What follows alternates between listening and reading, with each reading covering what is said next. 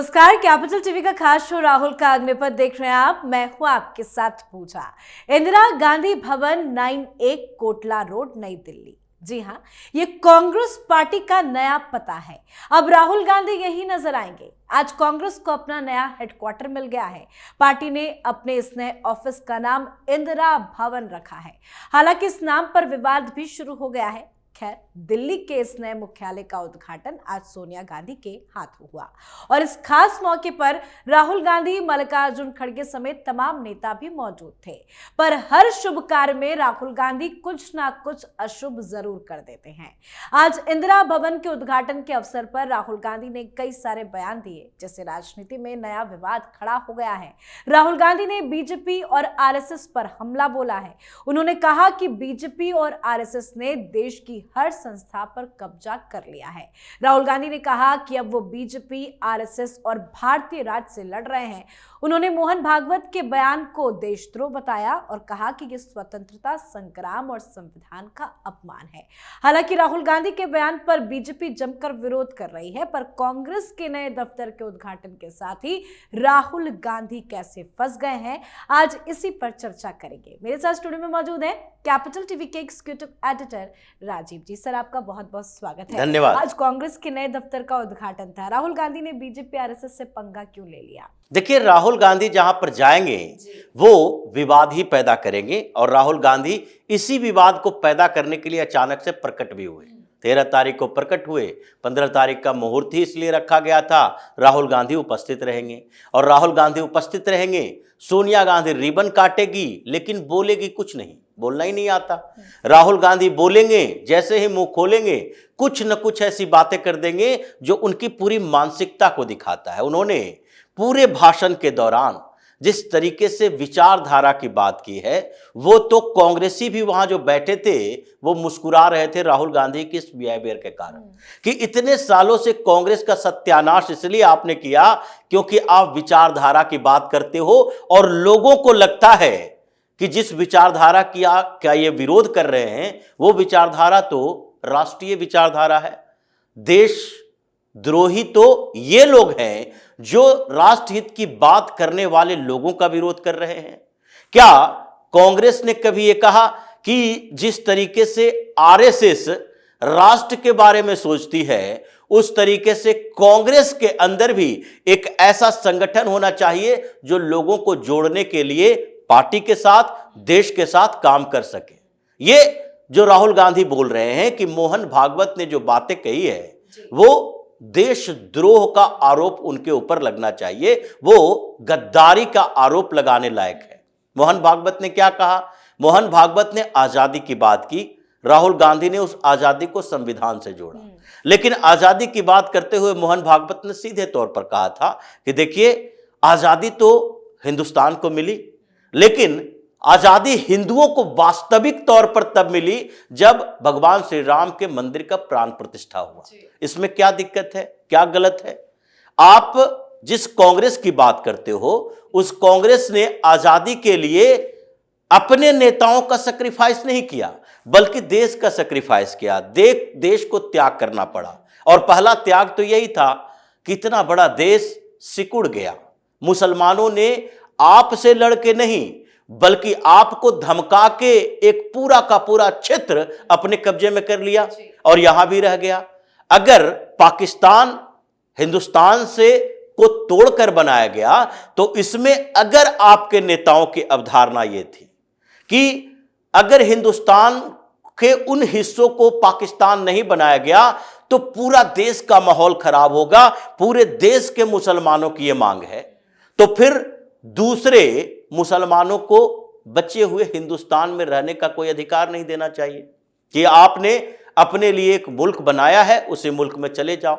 ये अगर उस समय के इन नेताओं को लगा कि कुछ मुसलमानों ने मांग की है कि हमें एक अलग देश चाहिए, तो फिर कुछ मुसलमानों की मांग आप क्यों मान रहे थे? ये सारे मुसलमान जो कि अगर देश की मांग नहीं कर रहे थे अलग, तो फिर कुछ मुसलमानों की धमकी से आपने देश को टूटने क्यों दिया? क्या अगर कश्मीर में सेपरेशन की मांग चल रही है तो कश्मीर को छोड़ देंगे, अगर केरल में कल चलेगा केरल को छोड़ देंगे। द्रविड़ प्रदेश की मांग चल रही थी तो क्या पूरे साउथ इंडिया को अलग देश बना दिया? अलग अलग मांग तो अलग अलग जगह पर चलेगी और कुछ संघर्ष भी होंगे, लेकिन उस संघर्ष का सामना नहीं करना था। इन लोगों को क्या करना था? इन लोगों को रॉबिन हुड लीडर का इमेज बनाना था। रॉबिन हुड लीडर, ये ऐसे लीडर होते हैं जिसने इस बात को मान लिया है कि जो अमीर हैं उससे छीनकर गरीबों में बांटो, जो रॉबिन हुड की छवि मानी जाती है। तो इन नेताओं को लगा अमीर का मतलब बहुसंख्यक समुदाय जिसके पास ताकत है, तो ताकतवर से छीनो और तथाकथित कमजोर जिसको अल्पसंख्यक के लोग कहता है उसको हवाले कर दो। और उस समय से अब तक तुमने जितनी बार कांग्रेस की सरकारों में जो देश के खिलाफ माहौल तैयार हुआ, अब तक जो गद्दारी इनके नेताओं ने की है उसके एक एक सबूत संघ अपने उन सारे कार्यों से दे सकता है। और डॉक्टर मोहन भागवत ने कहा कि हिंदुओं के साथ तो 1947 से गद्दारी हुई, आपने हिंदुओं को एक देश देने के बदले वहां मुसलमानों को बिठा दिया और उसके संरक्षण के लिए भगवान श्री राम के मंदिर बनने में आप लोगों ने अड़ंगा अड़ाया। तो फिर अगर देश की वास्तविक आजादी की बात पर इन लोगों को समस्या है, वो तो हिंदुओं की बात करते हैं, वो तो हिंदू संगठन के नेता हैं, वो कोई ऐसे पॉलिटिशियन नहीं है जिनको चुनाव लड़ने की जरूरत पड़ती हो, जो मंत्री प्रधानमंत्री बनने की कोशिश करते हो। वो हिंदुओं के नेता हैं, हिंदुओं की बात करेंगे। लेकिन अगर वास्तविक आजादी की बात, ये जो राहुल गांधी आज कह रहे हैं कि वास्तविक आजादी की बात अगर कर दिया कि 1947 में नहीं बाद में आजादी अभी मिली की बात कर रहे हैं, तो उसमें तो राहुल गांधी को यह बताना चाहिए कि ये जो भगत सिंह करते हैं, और भगत सिंह ने बार बार ये कहा था कि ये गोरे अंग्रेज चले जाएंगे फिर भी ये काले जो हिंदुस्तानी हैं उन्हीं के अधीनता में दूसरे लोग रहेंगे। और राहुल गांधी ये जो आज तक घूम घूम कर कहते हैं कि दलितों के साथ अन्याय होता है, तो क्या दलितों की आजादी, वास्तविक आजादी की चर्चा ये करेंगे? अगर इनका कहना है तो जिस तरीके से आजादी को डिफाइन किया गया है अपने अपने तरीके से, उसमें एक देश को स्वतंत्र होना, देश के लोगों की स्वतंत्रता, और फिर उसमें अवधारणा अगर कल्चरल आती है सांस्कृतिक आजादी की, तो सांस्कृतिक आजादी को लेकर मोहन भागवत ने बात कही थी। लेकिन राहुल गांधी दिग्भ्रमित हैं। उन्होंने कहा इसका मतलब है कि जो 1947 में आजादी मिली उसके बाद जो संविधान बना उस संविधान का तिरस्कार है, संविधान उस आजादी का मूल है और उसका तिरस्कार ये कह रहे हैं, इसलिए इनको देश का गद्दार, देशद्रोही घोषित करना चाहिए, उनके ऊपर केस दर्ज होना चाहिए। खैर, इनकी अपनी अवधारणा, उनकी अपनी अवधारणा, लेकिन अवधारणाओं में ये विचारधारा की लड़ाई की बात करते हैं कि आरएसएस बीजेपी की विचारधारा है। तो आरएसएस बीजेपी की विचारधारा और आपकी विचारधारा अलग है, इसके लिए आपको खुलकर बात करनी होगी। ये नहीं कि एक लाइन में बोल दिया कि ये आरएसएस की विचारधारा है, ये हमारी विचारधारा है, कि आरएसएस की विचारधारा के खिलाफ बीजेपी की विचारधारा के खिलाफ है। अगर बीजेपी की विचारधारा की बात करें, वो नेशनलिस्ट पॉलिटिकल पार्टी है, राष्ट्रवादी पॉलिटिकल पार्टी, राष्ट्रवादी विचारधारा, वो अपने आप कहती है कि हम राष्ट्रवादी पार्टी हैं। और अगर वो हिंदुत्व को अपना आधार बनाती है तो आपको कहना चाहिए क्या आप राष्ट्रवादी पार्टी नहीं है, राष्ट्रवादी विचारधारा के खिलाफ है? तो एनसी सोशल एलिमेंट के साथ रहते रहते राहुल गांधी ये दिग्भ्रमित हो चुके हैं कि ये राष्ट्रवादी विचारधारा के खिलाफ लड़ रहे हैं। अगर भारतीय जनता पार्टी हिंदुत्व का सहयोग करती है, उसके आधार में है, तो आप हिंदुओं के खिलाफ लड़ रहे हैं। तो खुलकर बोलिए कि हम एंटी हिंदू, एंटी नेशनल है, जो भारतीय जनता पार्टी की विचारधारा है। और खासकर राहुल गांधी और कांग्रेस, ये दोनों में थोड़ा अंतर है।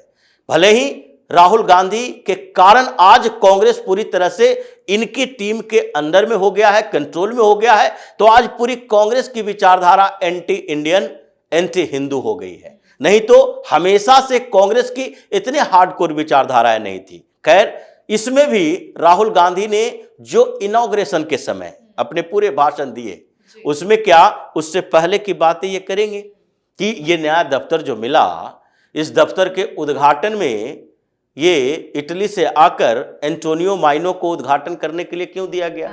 आखिरकार कोई तो आपके पास लॉजिक होगा कि कांग्रेस के इस मुख्यालय का उद्घाटन सोनिया गांधी क्यों कर रही हैं? बिल्कुल। अगर मल्लिकार्जुन खड़गे बगल में खड़े हैं तो क्या मल्लिकार्जुन खड़गे से सोनिया गांधी सीनियर लीडर है? अभी वर्तमान में मल्लिकार्जुन खड़गे राष्ट्रीय अध्यक्ष हैं। अभी ये जो दलित का मुद्दा घुमा घुमा कर चल रहे हैं, लेकर ढोल पीट रहे हैं, क्या मल्लिकार्जुन खड़गे एक दलित लीडर के होते हुए आप सोनिया गांधी के हाथों में कैंची दे देते हो? तो जो स्थितियां कांग्रेस के अंदर रही दफ्तर के उद्घाटन में, जो विवाद हुआ, वो लग रहा है कि राहुल गांधी ने शुरुआत कर दी है दो स्तर पर। सर, इंदिरा भवन के नाम पर भी विवाद शुरू हो गया है। दफ्तर के बाहर ही पोस्टर लगाए गए कि नहीं, मनमोहन सिंह के नाम पर इस भवन का नाम रखा जाए। इंदिरा भवन ही क्यों रखा गया? बिल्कुल, और इसी बात को लेकर है कि उद्घाटन में ही समस्याएं पैदा होनी शुरू हो गई। पहली समस्या हुई उद्घाटन कौन करेगा? उसके बाद दूसरी समस्या हुई कि उस फोटो फ्रेम में कौन रहेगा, जिसमें सोनिया गांधी, राहुल गांधी या मल्लिकार्जुन खड़गे थे। प्रियंका वाड्रा को बाहर कर दिया गया उस फ्रेम से। तीसरी समस्या हुई कि इसका नामकरण इंदिरा गांधी के तौर पर क्यों किया गया? इंदिरा गांधी भवन क्यों? आखिरकार नेहरू गांधी परिवार में इंदिरा गांधी की इंपॉर्टेंस इतनी क्यों हो सकती है? राजीव गांधी के नाम पर भी हो सकता था, संजय गांधी के नाम पर भी हो सकता था, जवाहरलाल नेहरू के नाम पर भी हो सकता था, या कांग्रेस का अगर मुख्यालय इसे मानते हो और अगर ये कहते हो कि कांग्रेस सबसे प्राचीन पार्टी है, पुरानी पार्टी है, तो फिर 1985 से लेकर अब तक जितने कांग्रेस के अध्यक्ष हुए उसमें से किसी का चेहरा ला सकते थे, किसी मुस्लिम को ही के नाम पर ही इसे दे सकते थे। लेकिन आपने इंदिरा गांधी का नाम चुना, यानी कि आप मानते हो कि ये जो कांग्रेस है वो पुरानी वाली कांग्रेस नहीं है, ये कांग्रेस आई है, कांग्रेस इंदिरा, जो कामराज के समय में कांग्रेस का विभाजन हुआ था और उसमें इंदिरा गांधी ने जो कांग्रेस पर कब्जा कर लिया था, उसी कांग्रेस को आप आगे बढ़ा रहे हो, इसलिए उससे पहले कांग्रेस की बात मत करो। लेकिन दूसरी बात, अभी मनमोहन सिंह के बारे में ये लोग इतना चर्चा कर रहे थे, तो कुछ लोग तो होंगे, और सबसे ज्यादा जो आप सरदार की बात किए कि सरदार मनमोहन सिंह थे, और ये जो भारतीय जनता पार्टी की सरकार है इसने सरदारों का अपमान किया, तो कुछ सरदारों ने जाकर डॉक्टर मनमोहन सिंह का फोटो लगा दिया और उसमें लिख दिया सरदार मनमोहन सिंह भवन, यानी कि इंदिरा भवन नहीं बल्कि सरदार मनमोहन सिंह का भवन होगा। अब इसको लेकर पूरे ऑफिस में, दफ्तर के दौरान, उद्घाटन में यह चर्चा का विषय बना रहा कि आखिरकार किसने लगाया, और लगाया तो ऐसे समय में सोनिया गांधी एंट्री कर रही है, सामने में दिख गया, उसके बाद उसे हटा भी नहीं सकते, अगर हटा दिया तो भी परेशानी बढ़ जाएगी। तो इस कंफ्यूजन में कांग्रेस दफ्तर का इनॉग्रेशन हुआ, जिसके कारण परेशानियां बढ़ी है। लेकिन सबसे बड़ी परेशानी अब राहुल गांधी के साथ आने वाली है, क्योंकि आपने पंगा लिया है डायरेक्ट संघ से और डॉक्टर मोहन भागवत को आपने देशद्रोही कहा है। अब भारतीय जनता पार्टी पहले सामने आई है, प्रेस कॉन्फ्रेंस कर रही है, अब आगे की प्लानिंग है राहुल गांधी के विरोध करने का। राहुल गांधी, प्रियंका वाड्रा और सोनिया गांधी तो ऐसे 10 जनपद से बाहर निकलती नहीं है, लेकिन 10 जनपद के सामने भी घेराव होगा, धरना होगा, प्रदर्शन। लेकिन बीजेपी ने अपने प्रेस कॉन्फ्रेंस में बहुत बड़े बड़े आरोप राहुल गांधी को लेकर लगाए। उन्होंने कहा कि राहुल गांधी इंटरनेशनल फंडिंग लेते हैं, राहुल गांधी की जो भाषा है वो जाकिर नाइक की तरह है, मतलब वो आतंकियों की तरह व्यवहार करते हैं, उनको देश से कोई मतलब नहीं है। जो मुंहतोड़ जवाब दिया जा रहा है बीजेपी की तरफ से, और आप बता रहे हैं कि बड़े विरोध प्रदर्शन की तैयारी है, बैकफुट पर आएंगे राहुल गांधी। देखिए, जिस तरीके से राहुल गांधी ने पूरा भाषण दिया है उसमें कुछ ऐसी बातें कही है जो बड़ा कंट्रोवर्शियल है, जो ये भारतीय संविधान की बात करते हैं, उस संविधान से इतर है। आप भारत के संविधान को क्या समझते हो या भारत को क्या समझते हो? इनकी अवधारणा ही है इंडियन स्टेट के खिलाफ लड़ रहे हैं, भारत की अवधारणा के खिलाफ लड़ रहे हैं। जो भारत एक है उसे ये टुकड़ों में बांट कर देख रहे हैं। ये अमेरिका से आया है, अमेरिका संविधान पढ़ कर आए होंगे कि अमेरिका राज्यों का संघ है, अमेरिका में राज्यों का संविधान अलग और अमेरिका का एक संविधान अलग होता है। यहां भी इन्होंने यही समझा, और इसी तरीके से ये जिस तरीके की अवधारणा भारत के लिए तय कर रहे हैं वो तो एक विद्रोही भावना है कि हर स्टेट अपने आप को इंडिपेंडेंट समझेगा, हर स्टेट अपने आप को ऐसे समझेगा कि हमको केंद्र से जुड़े हुए हैं जब तक हमारी मर्जी है, हम जब चाहें केंद्र से अलग हो जाएं। आप एकता की बात को बिखेर कर रख देते हो, कहते हो कि नहीं हमारे जो ऑफिस है उसमें भारत की संस्कृति दिखती है, सुपीरियरिटी किसी की नहीं है। सब भाषा अलग अलग है, संस्कृति अलग अलग है, कोई संस्कृति ऊपर नहीं है, कोई संस्कृति नीचे नहीं है, सब बराबर है। लेकिन उस सब बराबर के बीच में आपने कंपटीशन पैदा कर दिया। हिंदुस्तान या फिर कोई भी व्यक्ति, संस्था, संगठन, अगर उसमें एकता की अवधारणा है तो एक व्यक्ति की अवधारणा भी होगी। जैसे अगर कांग्रेस पार्टी में हर व्यक्ति, हर नेता अपनी अपनी राग अलापने लगे तो फिर ये डिसिप्लिन वाले एक्शन क्यों लेते हो? क्यों किसी पार्टी के नेता को हटाते हो? क्यों नहीं कहते कि भाई उसकी अपनी विचारधारा, उसके अपने तरीका, वो अपने तरीके से काम करेगा? क्यों एकता की बात करते हो कि नहीं एक लीडर है जिसको ये लोग आला कमान भी कहते हैं?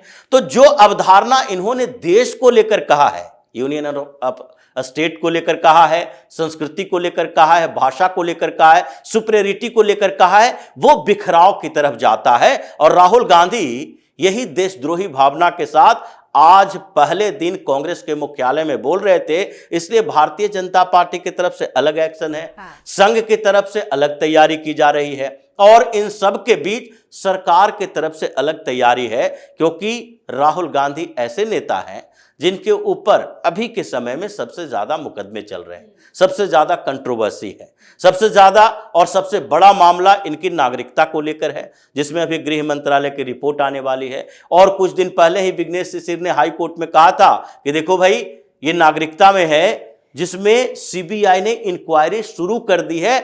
ऐसा जब हमने उसको एविडेंस दिया उस समय सीबीआई की तरफ से बात आई है। तो ये सारे अब एक्शन राहुल गांधी के खिलाफ होगा, क्योंकि उन्होंने प्रधानमंत्री मोदी के बारे में नहीं, अमित शाह के बारे में नहीं बोला है। ये लोग पॉलिटिशियन हैं तो पॉलिटिशियन की भाषा बोल सकते हैं। इन्होंने डॉक्टर मोहन भागवत के बारे में बोला है, जो डायरेक्ट पॉलिटिशियन नहीं है, न राहुल गांधी के खिलाफ बोलते हैं, न सोनिया गांधी के खिलाफ बोलते हैं। वो अपने सांस्कृतिक तरीके से हिंदुओं के पक्ष में बोलते हैं, जिसके खिलाफ इन्होंने जहर उगला है, उसकी सजा भी मिलेगी। मतलब गलत पंगा ले लिया है राहुल गांधी ने। बहुत बहुत धन्यवाद सर समझाने के लिए। धन्यवाद। तो कांग्रेस के नए मुख्यालय इंदिरा भवन का उद्घाटन करने के बाद पार्टी कार्यकर्ताओं को संबोधित करते हुए लोकसभा में नेता प्रतिपक्ष राहुल गांधी ने काफी कुछ ऐसा कह दिया है जिससे देश में राजनीति गर्म हो गई है।